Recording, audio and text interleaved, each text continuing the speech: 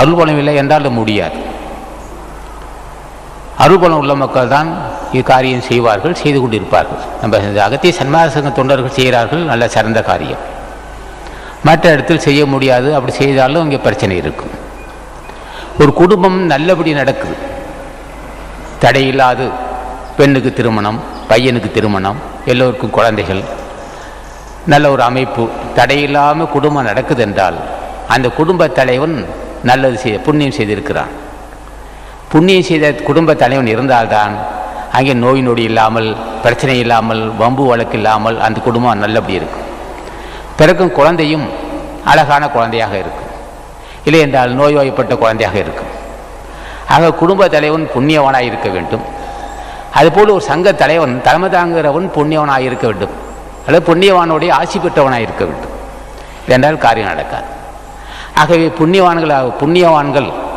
புண்ணியவான்களை முறைப்படுத்தப்பட்ட 131 மகான்கள், ஞானிகள், போர் சித்தர்கள், போடி தப்பை அன்பர் மோர் செலபிரிட்டியார் அவர்களும் கோளறு பதிகத்தை திருஞான சம்பந்தன் என்றாலே இறையில் பணம் கிட்டுக்கிட்டு நடுங்குன்னா திருஞான சம்பந்தன் நாமத்தை சொன்னாலே அவர் இயற்றிய கோளறு பதிகத்தை ஒரு நம்ம சுப்பிரமணிய செட்டியார் அவர்களும், வான்புகழ் வள்ளுவன் இயற்றிய திருக்குறளை அன்பர் கருணாகரன் அவர்களும் பாராயணம் செய்து படித்தார்கள். அவர்களை மனமாற வாழ்த்துக்கிறோம்.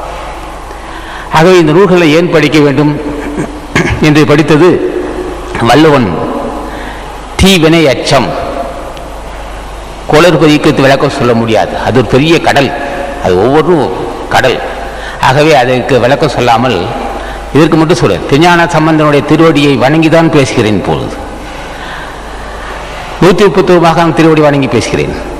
திருக்குறள் என்று தீவினை அச்சம் அப்படி என்றால் பாவத்துக்கு பயப்பட வேண்டும். தீவினை பாவம், தீவினை என்றால் பாவம், நல்வினை என்றால் புண்ணியம். தீவினை அச்சம் அப்படியே சொன்னார் வள்ளுவ பெருமான். ஏன் பயப்பட வேண்டும் அது பின்னாடி விளக்கம் சொல்வார். இப்போது இந்த வாரி இருந்த வாரி, அந்த வாரியில் ஒரு கீரிப்பிள்ளை போச்சு. கீரிப்பிள்ளை போனால் நாய் பிடிச்சி தலை பிடிச்சி கவிச்சு அப்படி உதறிச்சு, 2 உதவி ஒன்றா கீரிப்பிள்ளை செத்து போச்சு. போட்டுட்டு அது பாட்டை போய்கிட்டே இருக்கு. வள்ளுவ பெருமான், நாயே இந்த மாதிரி கீரிப்பிள்ளை உனக்கு என்ன இடைஞ்சல் செஞ்சது, அதையே அப்படி கொண்டுட்டு போற அப்படின்னு சொல்லலை. வள்ளுவன் சொல்ல மாட்டான்.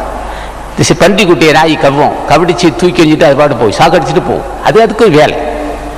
அதே மாதிரி மாடு உண்டு, ஒரு மாடு முட்டிக்கும், மாடு சில செத்து போகும்.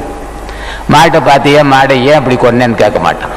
அதே மாதிரி செம்பிலி கடாவும் ஒன்று மோதும், கொம்பெல்லாம் ஒடிஞ்சு ரத்தம் விடும், மறுபடியும் அடிச்சுக்கிட்டே இருக்கும், செத்து போனால் விட்டு. அதே மாதிரி கோழி சண்டை, சேவல் கோழி ஒன்று கொத்தி அந்த ஒரு கோழி மயங்கி கீழே உருவ மட்டும் விடாது, இப்படியே அடிச்சு இப்படியே இப்படியே தான் உலக மக்கள். ஆக ஒரு மிருகங்கள் வாட இடத்துல மற்றொரு மிருகம் பண்ணால் கடிக்கும், ஐயோ எதிர்ப்பு இருக்கும்.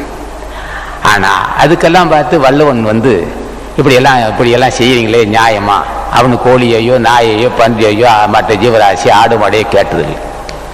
ஆனால் மனிதனுக்கு மட்டும் சொன்னான், ஆறறிவு படைத்தவனே தீவனைக்கு பயப்படுன்னா. நான் ஏன் பயப்படணும்னா, பாத்தியா ரோட்டை உட்காந்துரு, ஐயா ஐயா ஐயா பாத்தியா கையோட இல்லை, இங்கே இது கை கணு இதுவரையிலும் இருக்காது, விரலே இருக்காது, அதை அப்படி காட்டிக்குவான், ஐயா ஐயா ஐயான்னு. பாத்தியா அவனே எதுக்கு அவன் படுத்திருக்கான் ரோட்டு மேலே துண்டு விரிச்சு போட்டு, நீ எல்லாம் பார்க்கணும் தானா படுத்திருக்கிறான். நான் தீவனைக்கு பயப்பட வேணும், பாவத்துக்கு பயப்பட வேணும்னு சொல்றது இதுக்கு தான். இந்த மாதிரி அவனுக்கு எதையும் வரக்கூடாதுன்னு தான் தீவனைக்கு பயப்பட வேணும். தீவனை அச்சம், அஞ்சுதல் பய